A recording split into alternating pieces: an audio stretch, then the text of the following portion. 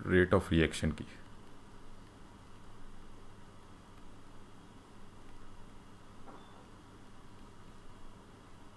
ठीक है, इसमें हमने कोलिजन थ्योरी डिस्कस की थी। कोलिजन थ्योरी क्या है और factors that affect the rate of reaction. ठीक है, तो लास्ट जो हमारा टॉपिक स्टार्ट हुआ था that was factors that affect the rate of reaction.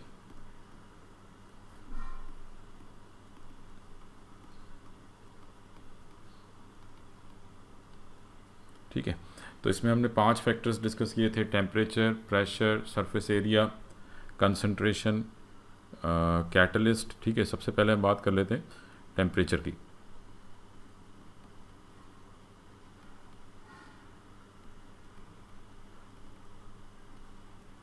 ठीक है जी, अब टेम्परेचर मतलब जब आप टेम्परेचर बढ़ाएं, पहली बात तो सिंपल हमने पहली लास्ट टाइम डिस्कस कर लिया था कि all these factors are directly proportional. So temperature as temperature increases, as temperature increases, rate of reaction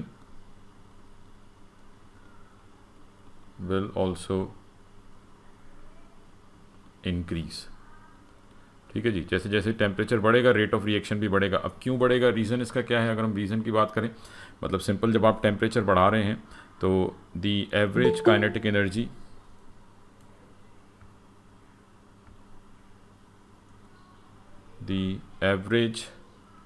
kinetic energy of the particles would increase। ठीक है, यानी लेट सपोज हम कह रहे हैं कि अगर लेट से ये हमारे पास एक सिलेंडर है जिसमें कोई भी पार्टिकल्स मौजूद हैं और ये लेट से ये पार्टिकल्स हैं और आपने लेट सपोज आपने जब टेम्परेचर लेट से एट 20 डिग्री सेंटीग्रेड है, अब आपने टेम्परेचर इंक्रीज़ किया, लेट सपोज आप टेम्परेचर ले गए 40 डिग्री सेंटीग्रेड पर, तो एट 40 डिग्री सेंटीग्रेड पार्टिकल्स की जो काइनेटिक एनर्जी है वुड ऑल्सो इंक्रीज। जैसे जैसे टेम्परेचर बढ़ेगा पार्टिकल्स की काइनेटिक एनर्जी बढ़ेगी, and as the kinetic energy increases they would collide more effectively. क्योंकि लास्ट टाइम हमने क्लास में बात की थी कोलिजन्स की, कि रिएक्शन कब स्टार्ट होगा, जब पार्टिकल्स कोलाइड करेंगे। तो the average kinetic energy of particles would increase and more effective collisions will take place। ठीक है जी, more effective collisions will take place, क्योंकि जितना ज़्यादा जैसे जैसे आप टेम्परेचर बढ़ाएंगे तो पार्टिकल्स की एवरेज काइनेटिक एनर्जी बढ़ेगी, और जब एवरेज काइनेटिक एनर्जी बढ़ेगी तो मोर इफेक्टिव कोलिजन्स कह लें या मोर फ्रीक्वेंट कोलिजन्स कह लें, तो ज़्यादा कोलिजन्स होंगी, और जितनी ज़्यादा कोलिजन्स होंगी, जितने ज़्यादा ये पार्टिकल्स आपस में कोलाइड करेंगे तो रिएक्शन उतना तेज़ होगा, रेट ऑफ रिएक्शन बढ़ेगा। ठीक है, तो सिंपल अगर आपसे पूछा जा रहा है कि टेम्परेचर बढ़ाने पर रेट ऑफ रिएक्शन पे क्या इम्पैक्ट पड़ेगा, तो as we increase the temperature rate of reaction will increase. क्यों बढ़ रहा है? Because the average kinetic energy, जब आप टेम्परेचर बढ़ा रहे हैं तो average kinetic energy would increase, और जैसे जैसे एवरेज काइनेटिक एनर्जी बढ़ेगी तो more effective collisions will take place, और ज़्यादा कोलिजन्स होंगी। जितना ज़्यादा टेम्परेचर बढ़ेगा रेट ऑफ रिएक्शन भी बढ़ेगा। ठीक है, अब इसी चीज़ को लेट सपोज अगर हमें सपोज आप कह लें कि इसी चीज़ को अगर हमें ग्राफ से रिप्रेजेंट करना हो, ठीक है, लेट सपोज मैं कहता हूँ कि कोई रिएक्शन है, लेट से हमने कहा कि magnesium reacting with HCl and this produces magnesium chloride plus hydrogen gas. ठीक है, ये आपने रिएक्शन लिखा, और अब लेट सपोज हमने कहा कि हम रेट ऑफ रिएक्शन जो है, मतलब हम सिंपल ये देख रहे हैं कि जब रिएक्शन होगा तो ये हाइड्रोजन गैस बन रही है।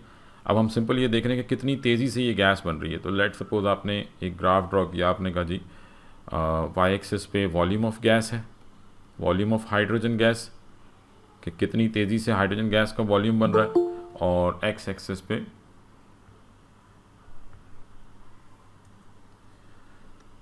ठीक है, एक्स एक्सिस पे लेट सपोज हमने टाइम ले लिया, तो volume of gas per unit time. ठीक है, आप सिंपल ये देख रहे हैं कि कितनी तेज़ी से जो है ये गैस बन रही है। ठीक है, तो लेट सपोज हमने कहा कि इनिशियली वी वर, यानी लेट से हमने 2 एक्सपेरिमेंट्स किए हैं। तो experiment A was done at 20 degree centigrade and experiment B was done at 40 degree centigrade. ठीक है, तो लेट सपोज हम कहते हैं कि द ग्राफ, ठीक है, अब आपने कहा कि एट 20 डिग्री सेंटीग्रेड, जब 20 डिग्री सेंटीग्रेड पर ये एक्सपेरिमेंट हुआ है तो वॉल्यूम ऑफ गैस, क्योंकि इनिशियली गैस का वॉल्यूम क्या होगा, ज़ीरो। स्टार्ट में गैस का वॉल्यूम क्या है, ज़ीरो। जैसे जैसे रिएक्शन आगे बढ़ेगा गैस का वॉल्यूम बनना शुरू होगा। तो लेट सपोज आपने कहा कि जो ग्राफ होगा this would be something like this. ठीक है, लेट सपोज हमने यहाँ पे ये ग्राफ बना दिया। ठीक है, तो इनिशियली जो है वो गैस का वॉल्यूम ज़ीरो था। जैसे जैसे रिएक्शन आगे बढ़ा वॉल्यूम यानी गैस का वॉल्यूम बढ़ रहा है, वाई एक्सिस के ऊपर वॉल्यूम है। ठीक है, and at a certain time, let suppose आपने कहा कि जी ये 5 seconds, then at 10 seconds, then at 15 seconds, और आपने कहा एट 20 सेकेंड्स ये ग्राफ यानी वॉल्यूम ऑफ गैस में अब कोई चेंज नहीं आ रहा। जब स्ट्रेट लाइन आ गई means no change. After this point आप सिंपल कह सकते हैं कि no change in the volume of gas. Gas के वॉल्यूम में अब कोई चेंज नहीं आ रहा। तो जब गैस के वॉल्यूम में कोई चेंज नहीं आ रहा मीन्स के रिएक्शन स्टॉप्स, अब रिएक्शन स्टॉप हो गया। ठीक है, तो सिंपल आप ये देखें कि स्टार्ट में गैस का वॉल्यूम ज़ीरो था, जैसे जैसे रिएक्शन आगे बढ़ रहा है गैस का वॉल्यूम बढ़ रहा है। ठीक है, और एक टाइम पे आके गैस के वॉल्यूम में चेंज आना बंद हो गया। तो इसका मतलब अब रिएक्शन स्टॉप हो गया। तो लेट सपोज ये आपने एक्सपेरिमेंट ए के लिए ग्राफ ड्रॉ किया है।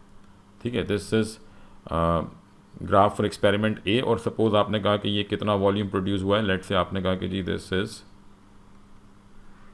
20 सेंटीमीटर क्यूब। ठीक है, आपने कितनी गैस कलेक्ट की है, 20 सेंटीमीटर क्यूब गैस कलेक्ट की है। अब next experiment was done at 40 degree centigrade. ठीक है, तो टेम्परेचर बढ़ाने से सिंपल क्या होगा, the average kinetic energy of the particles would increase. Magnesium के और HCl के जो पार्टिकल्स हैं इनकी average kinetic energy, when we increase the temperature average kinetic energy will increase.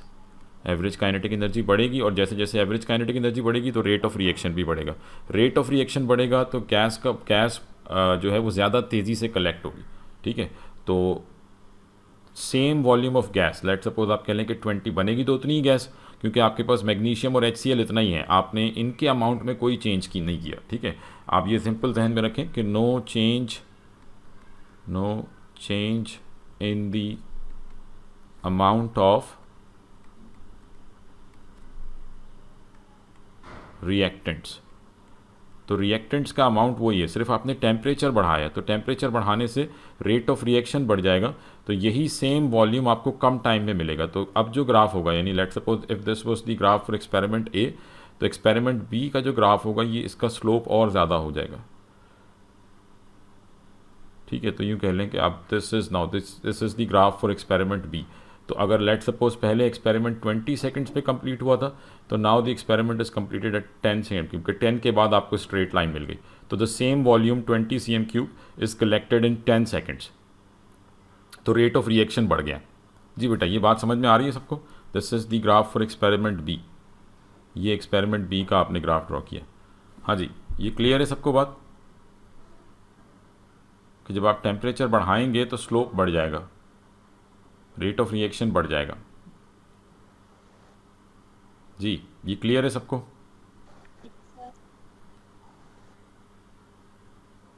हाँ जी, बाकी सबको भी क्लियर है? किसी को इसमें कोई question?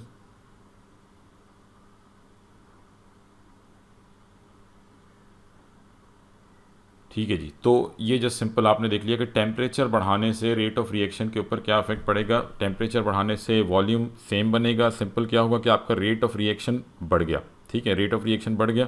Now the curve would be मोर, यानी आप कह रहे हैं the slope of the curve would increase. ये आपके पास जो स्लोप है कर्व का ये बढ़ गया है, और सेम वॉल्यूम वही जो पहले 20 cm³ 20 सेकेंड्स में कलेक्ट हुआ था, अब वही 20 cm³ 10 सेकेंड्स में कंप्लीट हो गया। ठीक है, तो ये जस्ट सिंपल मतलब as we increase the temperature the average kinetic energy of particles would increase and same volume of gas would be collected in less time.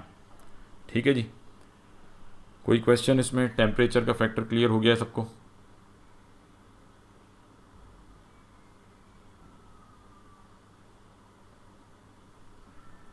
ठीक है जी, नेक्स्ट क्वेश्चन। नेक्स्ट जो आपके पास इसमें फैक्टर है, एक तो टेम्परेचर हो गया। ठीक है, उसके बाद नेक्स्ट है सेकंड फैक्टर है प्रेशर। ठीक है, pressure it also increases the rate of reaction, but simple ये ध्यान में रखें कि pressure affects only those reactions pressure affects only those reactions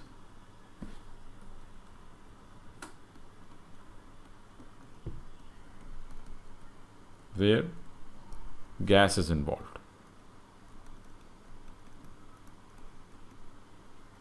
ठीक है, जिसमें गैस इन्वॉल्व होगी। तो आप जब प्रेशर बढ़ाएंगे, ठीक है, लेट सपोज आपने कहा कि जी ये हमारे पास एक सिलेंडर है, लेट से हमने कहा कि ये गैस का सिलेंडर है और ये आपने कहा कि ये इसका पिस्टन आ गया, इसको आपने यहाँ पे फिक्स किया। अब इसमें कोई भी गैस के पार्टिकल्स मौजूद हैं, लेट सपोज ये गैस के पार्टिकल्स हैं। अब जब आप प्रेशर बढ़ाएंगे तो this piston would move downward. ठीक है, आप पिस्टन के ऊपर ये जो पिस्टन है, या आप कह लें कि जो इसका लिड है, ठीक है, तो इसके ऊपर जब आप प्रेशर अप्लाई करेंगे तो this lid would move downward. और लेट सपोज के ये हमारे पास यही सेम सिलेंडर है, बट जब आपने प्रेशर अप्लाई किया तो ये लिड जो है ये डाउनवर्ड आ गया। तो जब लिड डाउनवर्ड आएगा तो अब now particles would be more close to each other, तो more frequent collisions will take place. Particles और ज़्यादा, यानी जब आप प्रेशर बढ़ा रहे हैं तो volume would decrease. As we increase the pressure volume would decrease. As we increase the pressure volume would decrease. more frequent collisions will take place।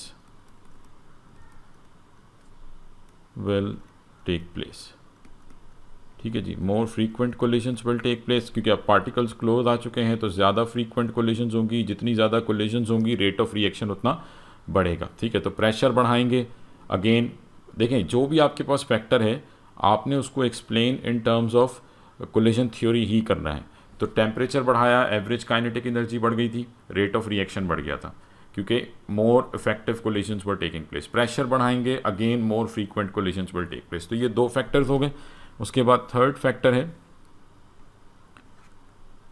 Concentration. ठीक है, कंसंट्रेशन। तो concentration is again directly proportional to rate of reaction. This is also directly proportional to rate of reaction. अभी हमने magnesium और HCl की reaction की example ली थी, तो चलें हम दोबारा यही एग्जांपल लेते हैं। लेट सपोज मैं कहता हूँ कि जी magnesium reacting with HCl to give magnesium chloride plus hydrogen gas. अब लेट सपोज आपने दो एक्सपेरिमेंट्स किए। ठीक है, let's say we perform two different experiments. Experiment 1, magnesium was in excess and we took, let's suppose, 2 moles per dm cube of HCl. In experiment 2, again magnesium was in excess and we take 4 moles per dm cube of HCl.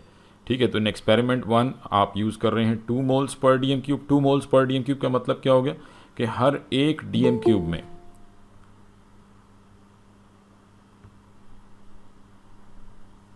ठीक है, हर एक dm cube में HCl के particles कितने हैं, 2 moles हैं।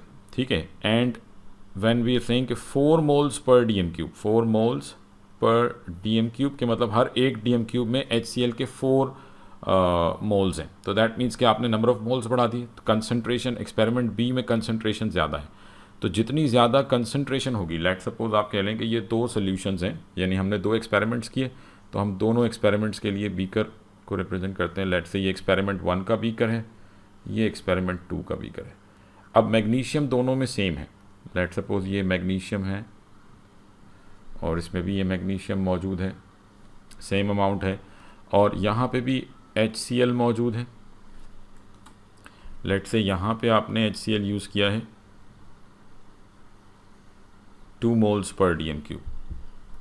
2 moles पर DM cube मतलब ये 1 डीएम क्यूब हो गया, और यहाँ पे भी आपने 1 डीएम क्यूब यूज़ किया है, मतलब 1 डीएम क्यूब मतलब 1 लीटर। तो दोनों एक्सपेरिमेंट्स में वॉल्यूम बराबर है। ठीक है, ये एक्सपेरिमेंट A है, ये एक्सपेरिमेंट B है।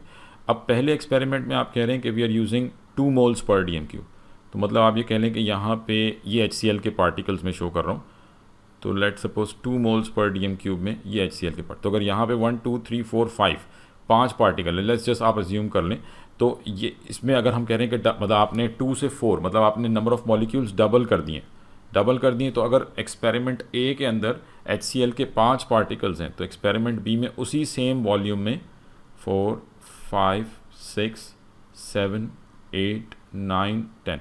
सो now we have more particle, क्योंकि यहाँ पे कंसनट्रेशन क्या थी 2 मोल्स पर dm क्यूब और यहाँ पे कंसनट्रेशन क्या है 4 मोल्स पर dm क्यूब. तो number of particles of HCl, these yellow particles are representing HCl. तो HCl के पार्टिकल्स वॉल्यूम सेम है, यहाँ भी 1 dm क्यूब है, एक dm क्यूब सोल्यूशन है और ये भी 1 dm क्यूब सोल्यूशन है. तो जब number of particles of HCl बढ़ेंगे तो मीन्स के chances of colliding with magnesium भी बढ़ेंगे, इनके टकराने के चांसेस बढ़ेंगे और जितने टकराने के चांसेस बढ़ेंगे रेट ऑफ रिएक्शन बढ़ेगा. जी बेटा ये समझ में आ रही है बात? हाँ जी, क्लियर है ये कि रेट ऑफ रिएक्शन कैसे बढ़ रहा है जब आप कंसंट्रेशन बढ़ाने का मतलब ये है कि आपने सॉल्यूट के पार्टिकल्स को बढ़ा दिया है. तो जितने ज़्यादा पार्टिकल्स होंगे उनके कोलिजन के चांसेस भी ज़्यादा होंगे, रेट ऑफ रिएक्शन बढ़ जाएगा. क्लियर है ये चीज़?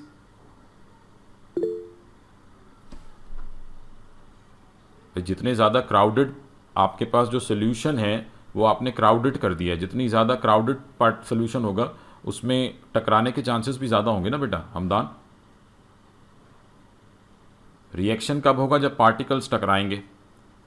तो अगर आपके पास ये जो एक्सपेरिमेंट मतलब जो 2 बीकर्स हमने बनाए हैं इसमें HCl के 5 पार्टिकल हैं तो यहाँ पे टकराने के चांसेस ज़्यादा होंगे या यहाँ पे 10 पार्टिकल हैं इधर टकराने के चांसेस ज़्यादा होंगे? किस में कोलिजन के चांसेस ज़्यादा हैं?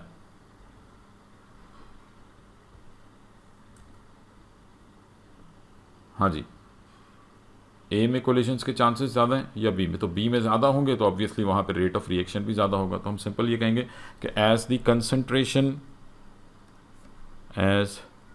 Concentration increases, more frequently collisions will take place. As solution is now more crowded. ठीक है, तो जितनी आप कंसंट्रेशन इंक्रीज़ करेंगे पार्टिकल्स उतना ज़्यादा फ्रीक्वेंटली कोलाइड करेंगे, रेट ऑफ रिएक्शन बढ़ेगा. जितनी ज़्यादा कोलिजन्स होंगी रेट ऑफ रिएक्शन बढ़ेगा. ठीक है, तो ये 3 फैक्टर्स हो गए, temperature, pressure, concentration. Now 4th factor is surface area. ठीक है जी, 4th फैक्टर है surface area. Again let suppose आपने मैग्नीशियम और HCl का रिएक्शन किया, magnesium reacting with HCl to give magnesium chloride MgCl2 plus hydrogen gas. ठीक है, now this time again we are doing 2 different experiments, experiment A, experiment B. Experiment A में आपने 5 gram magnesium use किया, experiment B में भी आपने 5 gram magnesium use किया. इन HCl is in excess in both experiments. तो इस दफ़ा HCl जो है वो मैटर नहीं कर रहा. बट द डिफरेंस इज़ कि in experiment A we are using 5 grams a lump of और a piece of magnesium, and in experiment B भी आपने 5 ग्राम यूज़ किया but magnesium is now in powdered form. ठीक है, तो 2 different experiments हैं. एक दोनों में मैग्नीशियम का मास सेम है, एक में आपने पाउडर्ड मैग्नीशियम यूज़ किया है. तो लेट सपोज आपने ये दोनों बीकर ड्रॉ किए कि दिस इज़ बीकर ए जिसमें एक्सपेरिमेंट ए होगा, दिस इज़ बीकर बी जिसमें एक्सपेरिमेंट बी होगा. ठीक है, दोनों में HCl का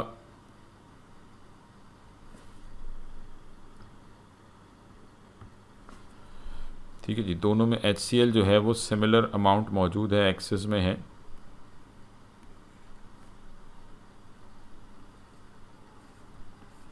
और मैग्नीशियम जो है वो लेट सपोज आपने एक्सपेरिमेंट ए में एक सॉलिड पीस 5 ग्राम का मैग्नीशियम यूज़ कर लिया और बी के अंदर आपने वही मैग्नीशियम पाउडर्ड फॉर्म में यूज़ किया. सेम 5 ग्राम है बट पाउडर्ड फॉर्म में. तो जब पाउडर्ड फॉर्म में होगा तो दैट मीन्स के now magnesium particles are more exposed.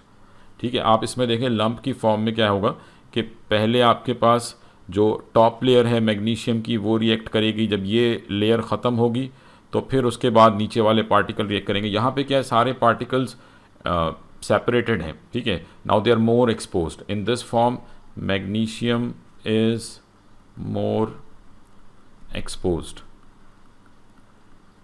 so the chances of colliding with HCl are high।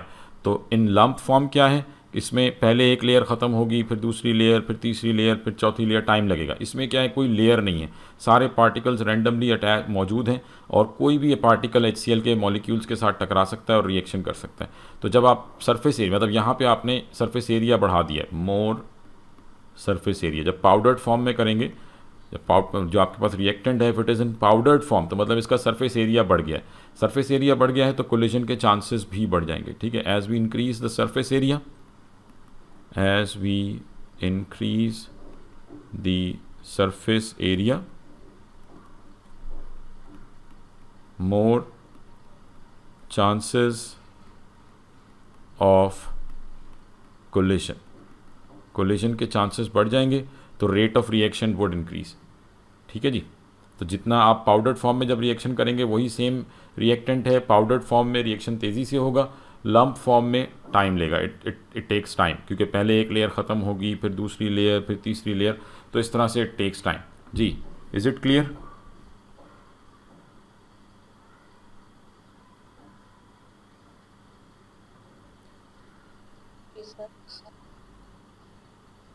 ठीक है जी, बाकी सबको भी क्लियर है। तो ये 4 फैक्टर्स हो गए, temperature, pressure, surface area, concentration, और लास्ट फैक्टर है catalyst.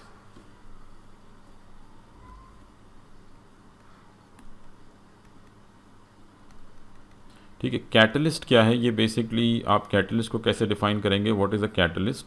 A substance which increases the rate of reaction, a substance which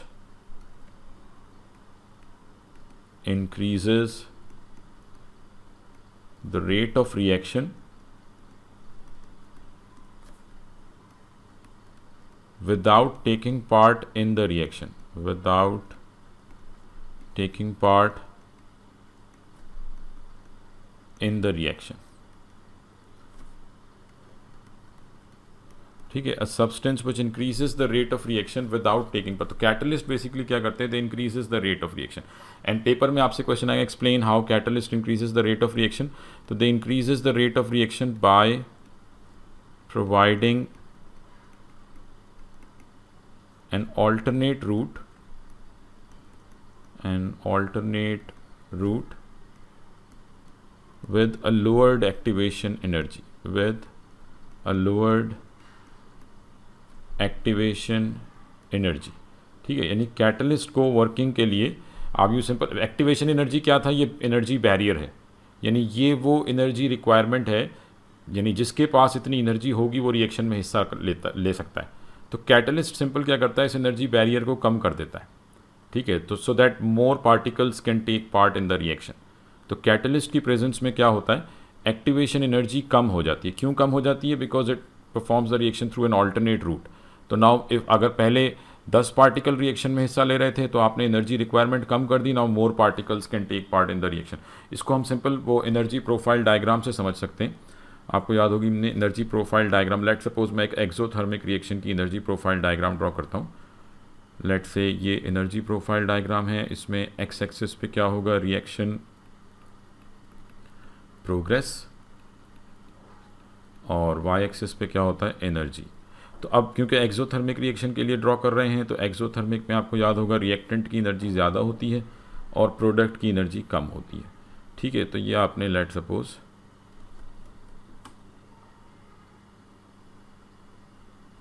ये हमने एक एनर्जी प्रोफाइल डायग्राम जो है वो शो कर दी, ठीक है। अब इसमें 2 एनर्जी चेंजेस हम शो करते हैं, कौन कौन से? एक तो ये एनर्जी चेंज है, रिएक्टेंट की एनर्जी, यानी ये रिएक्टेंट है और ये प्रोडक्ट है। अब रिएक्टेंट और आप कह लें कि जो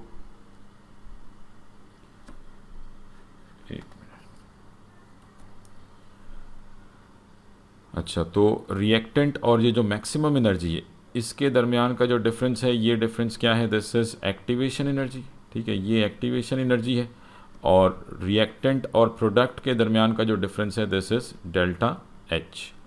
अब कैटलिस्ट सिंपल क्या करता है कि इस एनर्जी यानी ये जो रिक्वायरमेंट है एनर्जी की, ये जो रिक्वायरमेंट है कि इतनी एनर्जी गेन करनी पड़ेगी, ये डिफरेंस है जो है एनर्जी का, इसको कम कर देगा। यानी कैटलिस्ट की प्रेजेंस में क्या होगा कि ये लूप कम हो जाएगा। लेट सपोज ये एक्टिवेशन एनर्जी है फॉर एन अनकैटलाइज्ड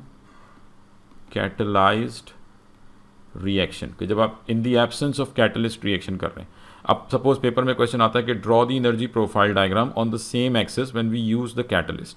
तो जब कैटलिस्ट यूज़ करेंगे तो ये एनर्जी रिक्वायरमेंट कम हो जाएगी। तो अब जो लूप बनेगा, लेट सपोज ये कुछ इस टाइप का बनेगा, ऐसे आपने इसको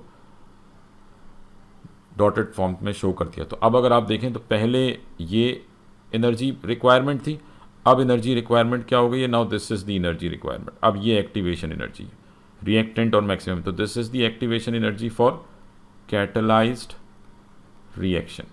तो कैटलिस्ट ने क्या किया है, एनर्जी रिक्वायरमेंट को कम कर दिया। नाउ मोर पार्टिकल्स, पहले आपको इतना एनर्जी डिफरेंस गेन करना था यहाँ से लेके यहाँ तक, अब सिर्फ इतना, कैटलिस्ट की प्रेजेंस में सिर्फ इतनी एनर्जी की रिक्वायरमेंट है। ठीक है जी। तो कैटलिस्ट जो है वो एनर्जी रिक्वायरमेंट कम कर देता है so that more particles can take.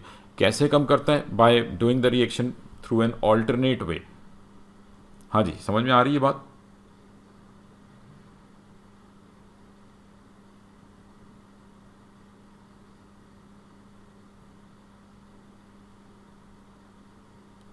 ठीक है जी। ये कैटलिस्ट वाली ये एग्जाम्पल भी क्लियर रखिएगा, और ये जो डायग्राम है ये अक्सर पेपर में बनाने को आती है, तो ये जहन में रखिएगा। कैटलिस्ट के लिए जो एक्टिवेशन एनर्जी होगी ये हमेशा अनकैटलाइज के मुकाबले में कम होगी। तो आपने सेम एक्सिस के ऊपर डॉटेड लाइन से शो कर देना है। ठीक है। तो कैटलिस्ट जो है it increases the rate of reaction. कैसे, by providing an alternate route with a lowered activation energy. ठीक है। So this is how catalyst work.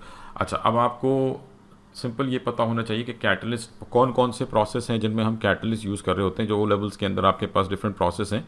For example, अच्छा, mostly transition elements and their compounds are used as catalyst. ये simple ध्यान में रखें कि mostly transition elements and their compounds are used as catalyst. ठीक है। ज़्यादातर आप ट्रांजिशन एलिमेंट्स को यूज़ करते हैं या इनके कंपाउंड्स को यूज़ करते हैं as catalyst. For example, Haber process. In Haber process क्या है, ये इक्विलिब्रिया वाले चैप्टर में आप देख लेंगे। This is nitrogen reacting with hydrogen to give ammonia 2NH3। ठीक है। इसमें कैटलिस्ट कौन सा यूज़ होता है, we use iron as a catalyst in this process. तो हैबर प्रोसेस में आयरन यूज़ होता है as a catalyst. Then contact process है,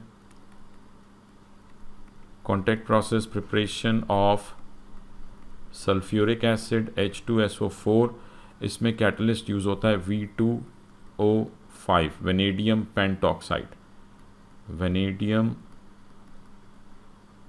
5 ऑक्साइड कह दें, पेंटॉक्साइड कह दें। This is used as catalyst. ये दो मेजर कैटलिस्ट हैं। फिर उसके बाद अगर आपको याद हो, ऑर्गेनिक में addition of hydrogen in alkenes, hydrogenation of alkenes, इसमें कैटलिस्ट कौन सा यूज़ होता है, निकल इज़ यूज्ड एज कैटलिस्ट। ठीक है जी। इसके अलावा कैटालिटिक कन्वर्टर, ये भी हम एयर वाले चैप्टर में पढ़ेंगे। Catalytic converter, we use platinum as catalyst, platinum as catalyst. ठीक है। तो ये कुछ डिफरेंट कैटलिस्ट हैं जो डिफरेंट प्रोसेस में यूज़ हो रहे होते हैं। ठीक है। इसके अलावा एक और जो आप ध्यान में रख लें, decomposition of hydrogen peroxide H2O2 into H2O plus O2। ठीक है। This is called decomposition of hydrogen peroxide into water and oxygen। So इस रिएक्शन में जो कैटलिस्ट यूज़ होता है that is manganese 4 oxide, MnO2 would be used as catalyst. ठीक है। तो ये कुछ डिफरेंट प्रोसेस हैं जिनमें कैटलिस्ट जो है वो आप यूज़ कर रहे होते हैं। तो ये आपको मालूम होने चाहिए।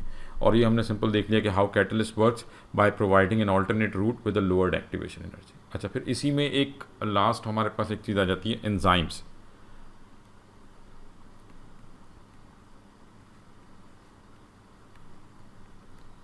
ठीक है। एंजाइम्स क्या हैं? They are basically biological catalysts, biological catalyst, ठीक है। यानी बॉडी के अंदर जो डिफरेंट रिएक्शंस हो रहे हैं उनको कैटलाइज करते हैं ये, ठीक है। तो ये बेसिकली प्रोटीन्स हैं, by nature they are proteins, proteins made by different cells, made by body cells, ठीक है। तो एंजाइम्स क्या हैं? दे आर बायोलॉजिकल कैटलिस्ट, ठीक है।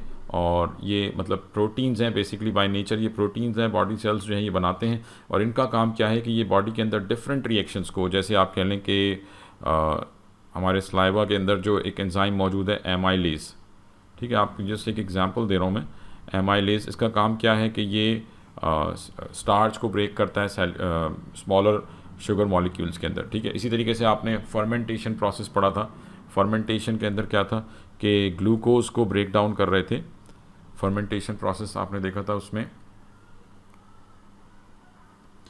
Glucose C6H12O6 was broken down into ethanol C2H5OH plus CO2। और इसके लिए आपने इस प्रोसेस के लिए इसमें क्या ऐड किया था? वी एडेड ईस्ट, ठीक है। East contains micro organisms which have enzymes, ठीक है। तो जो एंजाइम्स थे वो इसको ब्रेक कर रहे थे, और specifically zymase was the enzyme जिसने ग्लूकोज को ब्रेक किया था इनटू इथेनॉल। तो खैर जस्ट सिंपल आप ये ध्यान में रखें कि एंजाइम्स क्या होते हैं? They are biological catalyst and they are much more efficient as compare to these catalyst. ये जो हमने कैटलिस्ट की बात की है, निकल या V2O5, ये इंडस्ट्रियल कैटलिस्ट हैं। तो एंजाइम्स आर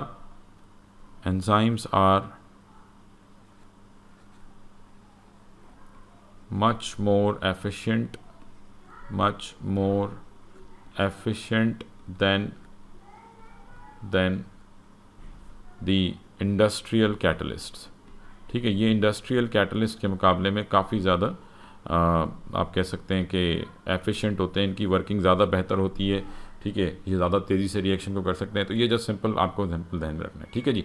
तो ये 5 फैक्टर्स हो गए, temperature, pressure, surface area, concentration and catalyst, ठीक है। These are the factors which affect rate of reaction. Clear है सबको बात? ये सारे फैक्टर सबको क्लियर हैं, इसमें किसी को कोई कन्फ्यूजन? जी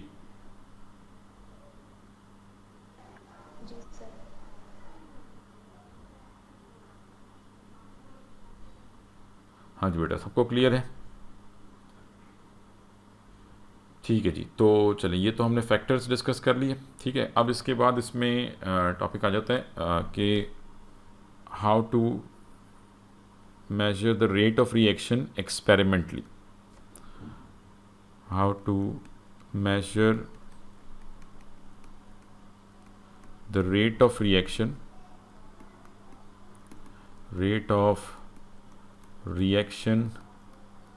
experimentally,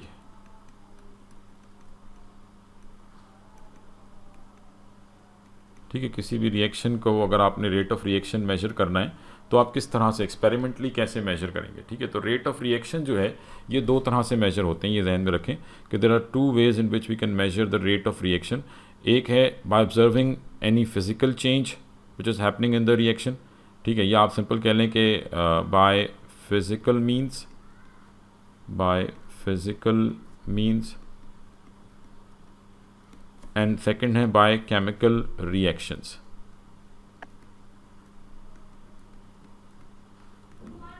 ठीक है जी। बाकी जो हम बात कर रहे हैं ये मतलब केमिकल रिएक्शंस वाला जो है वो हमने डिस्कस नहीं करना।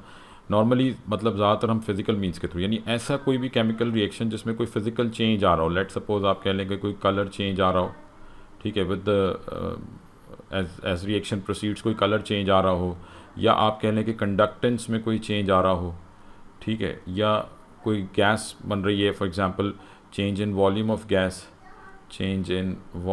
गैस, ठीक है, और या फिर आप सिंपल कह सकते हैं कि चेंज इन मास। तो ये कुछ ऐसे आप कह लें कि चेंजेस हैं विच आर ऑब्जर्वेबल, और इनकी बेसिस के ऊपर आप rate of reaction easily measure कर सकते हैं, ठीक है। बट अगर किसी केमिकल रिएक्शन में कोई फिजिकल चेंज नहीं आ रहा, देन फिर आप उसको केमिकल रिएक्शंस के थ्रू जो है, डिफरेंट केमिकल रिएक्शंस के through rate of reaction determine करते हैं, और ये थोड़ा मुश्किल काम होता है, तो ये हमने डिस्कस नहीं करना यहाँ पे।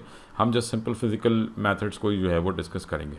तो लेट सपोज जैसे आपके पास रिएक्शन है, अगेन हम फिर उसी रिएक्शन की एग्जांपल ले लेते हैं। Magnesium reacting with HCl gives MgCl2 magnesium chloride plus hydrogen gas. ठीक है, तो अब इस रिएक्शन में क्योंकि गैस प्रोड्यूस हो रही है, ठीक है, रिएक्टेंट साइड पे मैग्नीशियम है which is solid, HCl aqueous है, MgCl2 एक्वस है। So for this reaction we can measure the rate of reaction either by change in volume of the gas, क्योंकि गैस प्रोड्यूस हो रही है तो initially gas का volume zero होगा, तो we can measure the rate of reaction either by change in volume of gas, और we can measure the rate of reaction by change in mass of substance.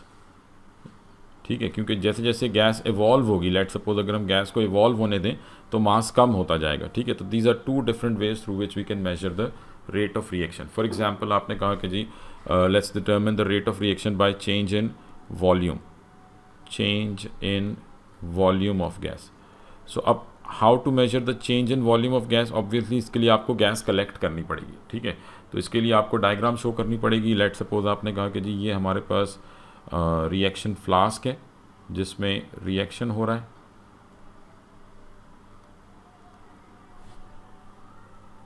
ठीक है, लेट suppose हमने एक flask show कर दिया।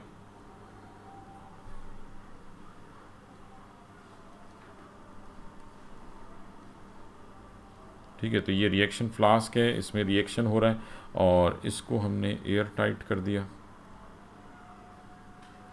और यहाँ से आपने एक गैस पाइप जो है वो कनेक्ट कर दिया किसके साथ, गैस सिरिंज के साथ, जिसमें आपने गैस कलेक्ट करनी। Now there are different ways through which we can collect the gas, वो आपने कलेक्शन ऑफ गैसेस के अंदर पढ़ रखा है। ठीक है, तो यहाँ पे हम जस्ट सबसे जो आसान मेथड है उसकी बात कर रहे हैं। सो ये आपने जस्ट सिंपल गैस सिरिंज बना दी। ठीक है, ये इसका प्लंजर है। जैसे जैसे लेट सपोज अब यहाँ पे हमारे पास अंदर क्या मौजूद है, इस फ्लास्क के अंदर HCl मौजूद है। ठीक है, लेट से ये HCl आ गया और मैग्नीशियम रिबन मौजूद है। तो जब मैग्नीशियम रिबन का और HCl का रिएक्शन होगा तो गैस प्रोड्यूस होगी, hydrogen gas, and this hydrogen gas will enter into this pipe, और ये फिर इसमें गैस सिरिंज में आना शुरू होगी। जैसे जैसे गैस सिरिंज में आएगी ये प्लंजर को हिट करेगी, प्लंजर पीछे की तरफ मूव करना शुरू करेगा। ठीक है, और इस पर ग्रेडिंग्स होती हैं, तो आप नोट कर सकते हैं कि कितना वॉल्यूम जो है वो कलेक्ट हो रहा है। ठीक है, तो जस्ट सिंपल आपने क्या किया कि as gas produces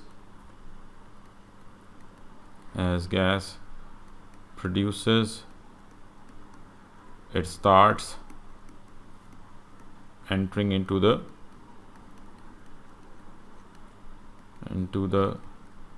syringe, gas syringe। ठीक है, note the volume of gas. आपने लेट सपोज आपने एक इंटरवल्स डिसाइड कर लिए। ठीक है, तो note the volume of gas, note the volume of gas at certain intervals,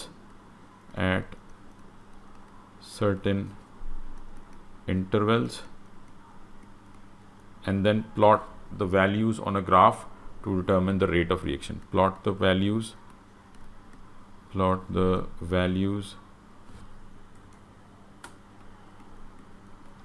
on graph to determine the rate of reaction.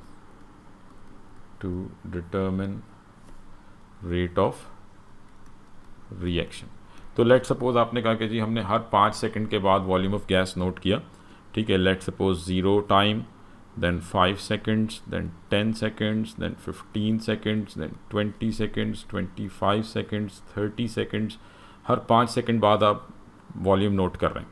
ठीक है, तो suppose at 0 second volume of gas was 0, at 5 seconds let's say 8 cm cube was collected, then at 10 seconds let's suppose 14 cm cube was collected, then 15 पे let's say 17 centimetre cube collect हुआ, then फिर उसके बाद 20 पे 18, then it remains 18, 18 and 18। ठीक है, तो ये आपके पास टाइम है, this is time in seconds, और ये वॉल्यूम है इन सेंटीमीटर क्यूब। ठीक है, तो पहले 5 सेकंड में कितना वॉल्यूम कलेक्ट हुआ है? First 5 seconds we have collected 8 cm³ of gas. फिर सेकंड, यानी आप कह लें कि जो दूसरा इंटरवल है, ठीक है, ये 0 to 5 first interval, second interval में आपके पास कितना वॉल्यूम कलेक्ट हुआ है? इनिशियली 5 था, सॉरी इनिशियली 8 था, देन 14 हो गया, तो 14 माइनस 8 मतलब टोटल कितना वॉल्यूम कलेक्ट हुआ? 6। देन 17 माइनस 14, 10 से 15 सेकंड के दरमियान में 3 cm³ कलेक्ट हुआ, देन फिर 1 cm³, देन 1 cm³, देन 1 मतलब 8, ये इट रिमेन सेम। ठीक है, 0, 20 to 25, 0, 0 एंड 0। तो टोटल आपके पास जो वॉल्यूम कलेक्ट हुआ है दैट इज़ 18 cm³। तो अगर लेट सपोज आपसे पूछा जाए कि at what time the reaction stops, तो obviously at 20 seconds reaction stop हो चुका है, क्योंकि उसके बाद वॉल्यूम में कोई चेंज नहीं आया, इट रिमेन्स सेम 18 cm³। ठीक है, तो अब अगर हम इसको प्लॉट करें, वॉल्यूम ऑफ गैस को टाइम के अगेंस्ट प्लॉट करें, तो ग्राफ किस टाइप का बनेगा? लेट सपोज आपने वॉल्यूम ऑफ गैस को टाइम के अगेंस्ट प्लॉट करना है। ठीक है, तो टोटल वॉल्यूम कितना है? 18। लेट से यहाँ पे आपने वाई एक्सिस पे ले लिया वॉल्यूम ऑफ गैस, और ये आ गया टाइम। ठीक है, टोटल वॉल्यूम कितना बना है? 18 cm³। ठीक है, और अब ये जो ग्राफ अगर आप देखें तो सबसे ज़्यादा वॉल्यूम कलेक्ट हुआ है पहले 5 सेकंड में। पहले 5 सेकंड में 8 cm³ कलेक्ट हुआ है, तो इसका मतलब शुरू में सबसे ज़्यादा वॉल्यूम कलेक्ट हुआ है, फिर कम हुआ, तो जैसे जैसे हम आगे जाते जा रहे हैं रेट ऑफ रिएक्शन कम होता जा रहा है। तो ये जो ग्राफ बनेगा ये कुछ इस टाइप का बनेगा कि शुरू में स्लोप ज़्यादा है। ठीक है, लेट सपोज आपने कह दिया कि ये 8 cm³ है, देन ये 14 cm³ है, देन ये 17 cm³ है। तो पहले ये 5 seconds, then 10 seconds, then 15 seconds, then 20 seconds. तो ये कुछ इस टाइप का एक रफ सा ग्राफ जो है वो मैं प्लॉट कर रहा हूँ यहाँ पे।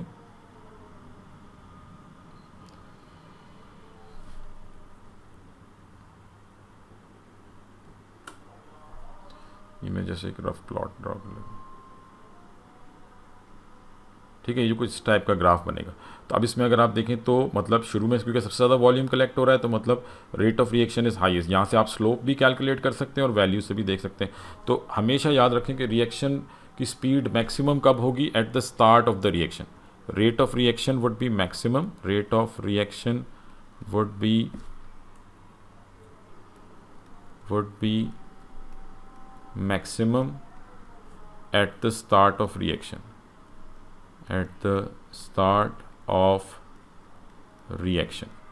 ठीक है जी, rate of reaction would be maximum at the start of the reaction, जब रिएक्शन स्टार्ट होगा। और जैसे जैसे आप आगे जाए, क्यों मैक्सिमम होगा? बिकॉज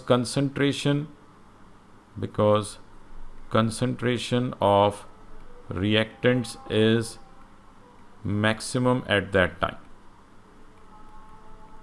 ठीक है, उस टाइम पे रिएक्टेंट्स की कंसंट्रेशन जो है वो मैक्सिमम होती है।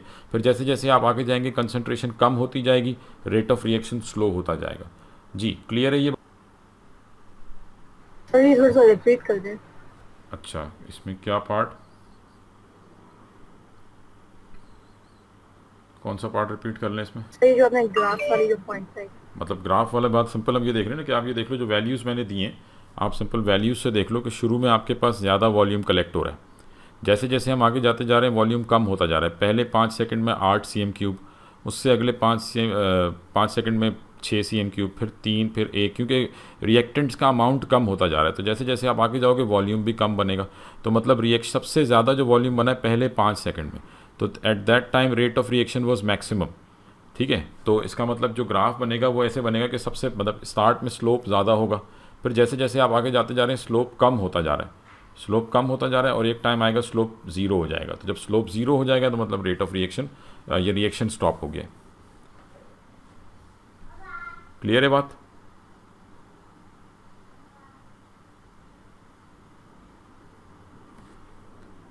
हाँ जी, अब क्लियर है?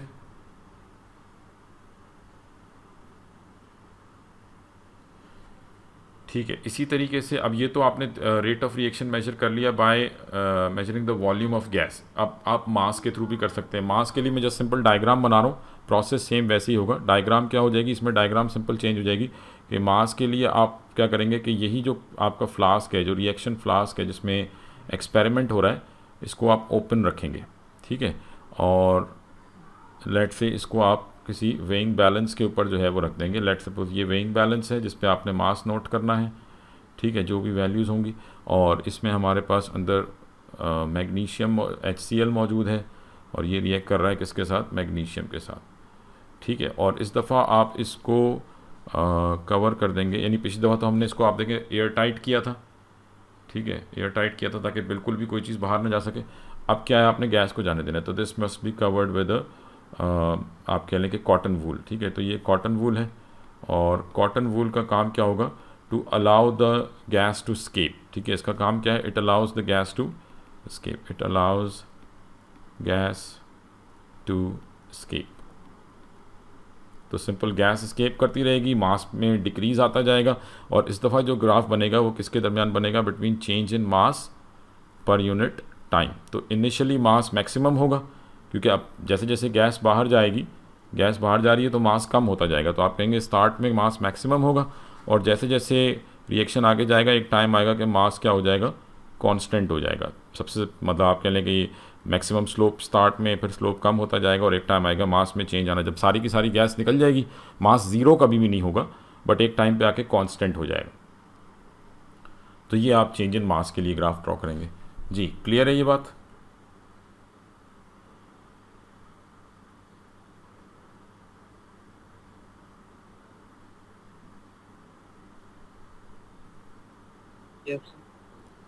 ठीक है जी। अच्छा, तो अब ये समझे कि ये टॉपिक आपका कंप्लीट हो गया रेट ऑफ रिएक्शन का।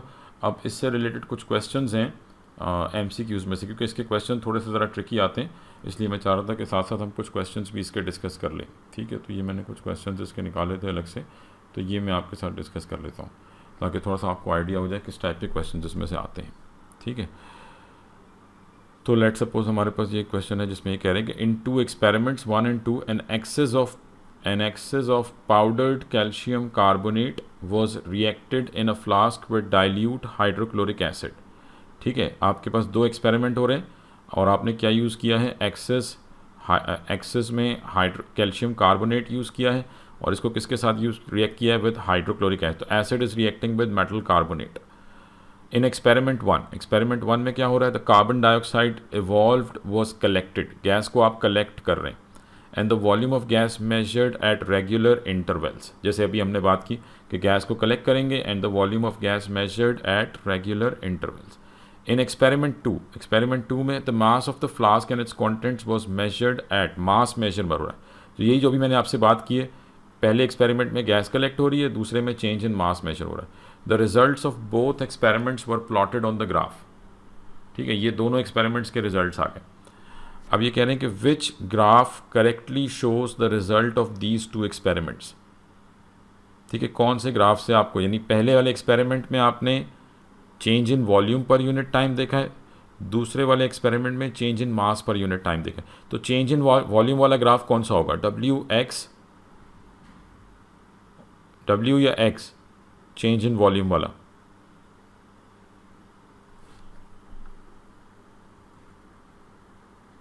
ऑब्वियसली दिस W, ठीक है। अभी हमने बात करी है, तो ये जो आपके पास ग्राफ है W वाला, this represents change in volume, ठीक है।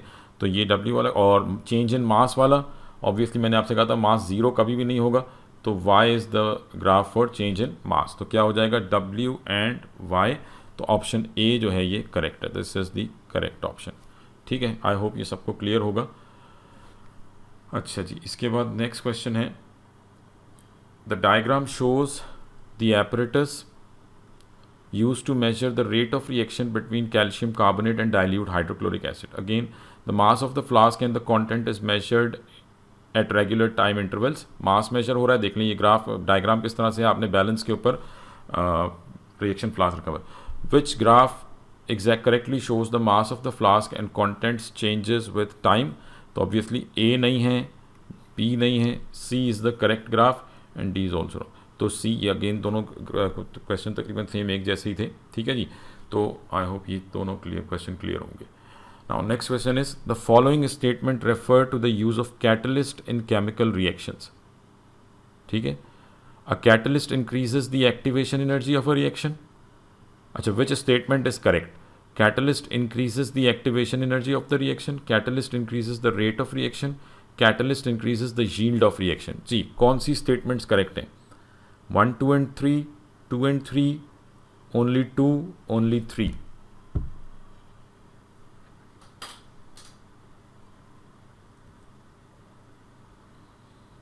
जी, 2 only.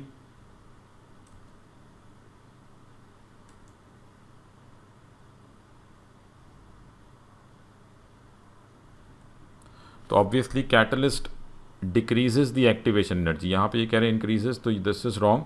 Catalyst increases the rate of reaction, बिल्कुल सही है. Catalyst increases the yield, yield means output, कितनी प्रोडक्ट मिलेगी.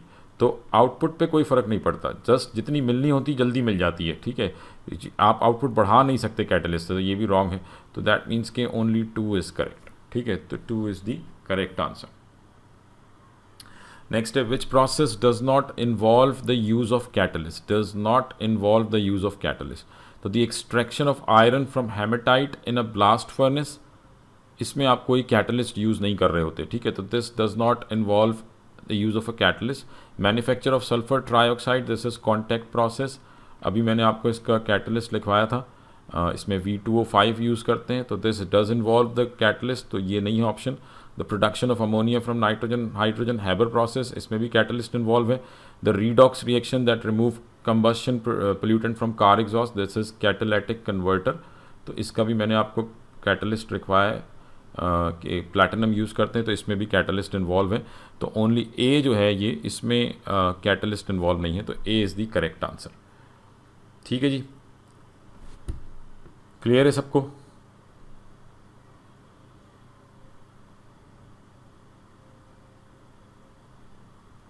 Next question है, in the graph curve 1 was obtained by observing the decomposition of 100 cm cube of 1 mole per dm cube hydrogen peroxide solution catalyzed by manganese 4 oxide.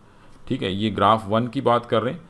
Graph 1 जो है वो किसको show कर रहा है कि आपने H2O2 को डिकम्पोज किया है, H2O बना है, ऑक्सीजन बना है. ठीक है, ये ग्राफ 1 की बात हो रही है, ग्राफ 1 में. ठीक है, अब उसके बाद नेक्स्ट पार्ट में ये कह रहे हैं कि which alteration to the original experiment condition would produce curve 2. ठीक है, यानी ये कर्व 1 है. अब नीचे 4 ऑप्शन है, क्या चीज़ आप करेंगे कि आपको ये कर्व 2 मिल जाए. पहले आप कर्व 1 और 2 को देख लें. लेकिन ये वॉल्यूम का ग्राफ है. अब 2 में क्या हो रहा है, 2 में अगर आप देखें तो स्लोप कम हो गया, रेट ऑफ रिएक्शन कम हो गया है. ठीक है, स्लोप कम हो गया, तो मतलब सिंपल हम ये कह सकते हैं कि into slope decreases means rate, ये रिएक्शन स्लोज डाउन. एक तो ये चीज़ हो रही है, रिएक्शन की स्पीड कम हुई है. दूसरी अगर आप देखें तो वॉल्यूम 1 में इतना वॉल्यूम है, B2 में वॉल्यूम भी ज़्यादा है. ठीक है, तो दूसरी चीज़ क्या है, मोर गैस इज़ कलेक्टेड. तो 2 काम हो रहे हैं, एक तो रिएक्शन की स्पीड कम हो रही है, दूसरा ज़्यादा गैस बन रही है. तो अब ये दोनों काम किस ऑल्ट्रेशन से हो सकते हैं, ये हम देखते हैं. पहला ऑप्शन है एडिंग सम 0.1 मोल पर डीएम क्यूब H2O2 सोल्यूशन. कि अगर हम इसमें, अब देखें ओरिजिनल वॉल्यूम और कंसंट्रेशन क्या था, 100 और 1 मोल पर डीएम क्यूब. ओरिजिनल वॉल्यूम था 100 cm क्यूब, और इसमें आपने, और जो इसकी कंसंट्रेशन है दैट इज़ 1 मोल पर डीएम क्यूब. अब ये कह रहे हैं कि इसमें कुछ और हाइड्रोजन पेरोक्साइड ऐड कर दिया जाए. तो ऑब्वियसली अगर आप ज़्यादा H2O2 ऐड करेंगे तो वॉल्यूम तो बढ़ेगा, बिल्कुल वॉल्यूम बढ़ना चाहिए इसमें. ठीक है, रेट के ऊपर अभी मैं बात नहीं करता. पहले हम जरा दूसरे ऑप्शंस को देख लेते हैं. लोअरिंग दी टेम्परेचर. ठीक है, टेम्परेचर को कम करने से देखें रेट कम हो सकता है बट वॉल्यूम बढ़ नहीं सकता. तो ये तो ऑब्वियसली बिल्कुल भी आंसर नहीं है, बिकॉज इससे वॉल्यूम पे कोई इंपैक्ट नहीं पड़ेगा. Using less manganese oxide, catalyst कम या ज़्यादा यूज़ करने से कोई इफेक्ट नहीं पड़ता. Using a different catalyst obviously does not change the volume of gas. तो जो change in volume of gas है उसको ये B, C और D तीनों ही एक्सप्लेन नहीं कर पा रहे. The only option which is explaining the change in volume of gas is option A. इससे आप कह सकते हैं कि ऑब्वियसली जब आप ज़्यादा H2O2 ऐड करेंगे, adding some 0.1 mole per dm cube H2O2, this will definitely increase the volume of gas. तो obviously option A is the correct option. जी क्लियर है ये?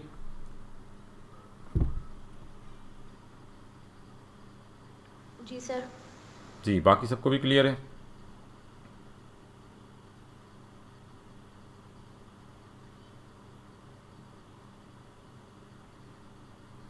ठीक है जी। नेक्स्ट है limestone reacts with hydrochloric acid. Limestone reacts with hydrochloric acid, changing which reaction condition does not affects the rate of reaction. Limestone react कर रहा है किसके साथ? हाइड्रोक्लोरिक एसिड के साथ। तो इनमें से कौन सी कंडीशन को चेंज करने से रेट ऑफ रिएक्शन पे कोई इफेक्ट नहीं पड़ेगा? कंसंट्रेशन ऑफ एसिड, एसिड की कंसंट्रेशन बढ़ाएंगे, रेट ऑफ रिएक्शन पे इफेक्ट आएगा, not the correct. Limestone particle size change करेंगे, रेट ऑफ रिएक्शन पे इफेक्ट आएगा, नहीं हो सकता। प्रेशर चेंज करेंगे, अब देखें लाइमस्टोन सॉलिड है, HCl एक्वस सोल्यूशन है, प्रेशर अफेक्ट्स ओनली गैसेस, तो इसको चेंज करने से इस रिएक्शन पे कोई इफेक्ट नहीं आएगा, तो this could be an correct option. And temperature से ऑब्वियसली इफेक्ट आएगा, तो option C pressure is the correct option. ठीक है जी, क्लियर हो गई बात यहाँ तक? चलें कि इसको मैं यहाँ तक कोई क्वेश्चन बट